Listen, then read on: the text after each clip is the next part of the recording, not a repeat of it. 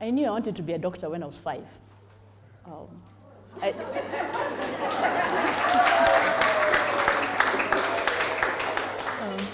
I told my dad that as a matter of fact. Surprisingly, I didn't know anyone in my close family circle who was a doctor. My dad and I were very close, and he was an important person in my life. So through primary school, secondary school, I was the top of my class. So naturally, I was on my way to becoming a doctor. For my university selection, which we did at the end of high school, before the exams, we had to select 4 courses. Since automatically I knew I was going to be a doctor, of course, medicine was my first choice. Since I didn't have the option of entering medicine as first, second, third, and fourth choice,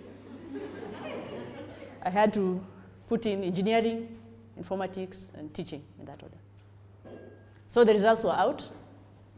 As an A student, naturally I had passed.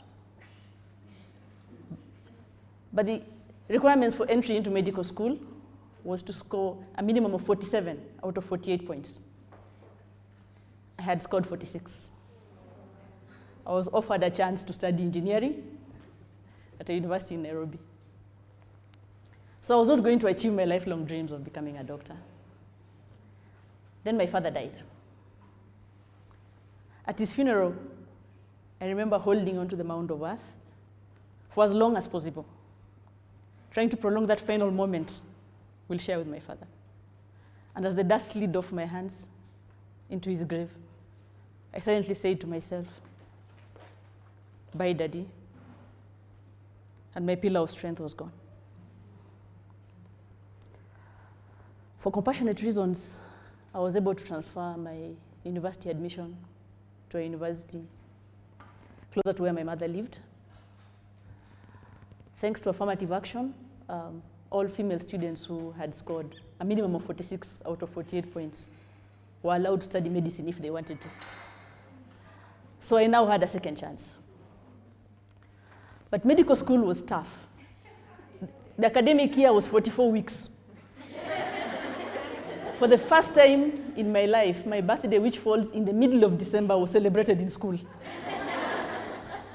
The basic years, the first 3 years, were so demanding. I remember being awake at 3 a.m., still studying for an exam that was scheduled at 9 a.m. the same day. The clinical years that prepare you for clinical management skills were harrowing. There were ward rounds, there were classes, there were theaters, there were clinics, and there were medical procedures that occurred all around the clock. As you know, patients don't schedule when to come to hospital. We had this very tough professor. He had unrealistic demands. I remember having sore throats every night before his ward rounds. So it was 6th year.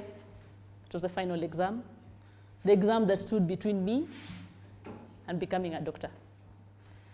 It had 5 intense days of clinical activities. I had vowed to sit on that bench. The bench outside the quadrangle, outside the hostels at the quadrangle, a metallic green bench with 2 armrests and a backrest. It could seat 5 medical students who, after all the studying and sweating and anxiety and vomiting and stomach runs, of course, were very small. So after a quick lunch on Friday afternoon, I went and positioned myself at the center of the bench, joined by a few students. It was 3 o'clock. The only constant thing on that bench, on the group of 5, was me. The 4 students on each side, plus the standing crowd, alternated from all male, all female, and a mix of the 2. I don't really remember what we spoke about as we sat on the bench, but I recall a friend came and convinced me to take a walk. She only got me to the gates. I could not go. I had to get back to my bench. Soon it was dark, but I was deterred. I sat on the bench. We could hear commotion in the administration building across the road. The meeting of the board of the examiners, who were mainly our lecturers, was over. It was time. Suddenly, I was no longer in a group of 5. I was alone. I was moving, moving past the gates, past the administration building, up the stairs. In the corner of my eye, I could see one of my female lecturers. I did not want to look at her. I was scared. There was a corridor of about 50 meters long with 3 interconnecting doors, one opening into the other. These doors had all been locked during the deliberations of the examiners. So we had to wait for the security guards to open the gates. So we stood there, our armpits were very moist, our arms were clasped together, they were very sweaty, and we paced back and forth. And when the first door was open, we actually burst through its frames, and we ran past the first door, the second door, and when we got to the third door, it was still locked. And the guard was really not interested in opening the door very fast, and there were 2 male classmates who started begging in tears, please, please open this door. This is my life.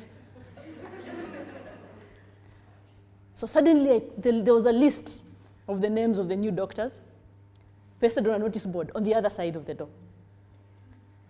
Suddenly, I could see that list. Alphabetically, my name comes usually first. I could see my name on that list. I turned and I dashed out. And I ran. I ran and ran and ran. Past the students who were still running towards the results.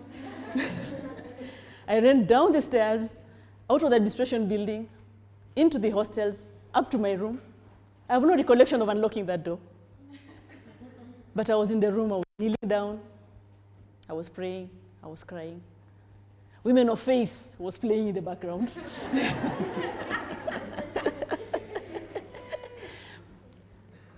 Then I emerged from the room. I met my classmates, now doctors.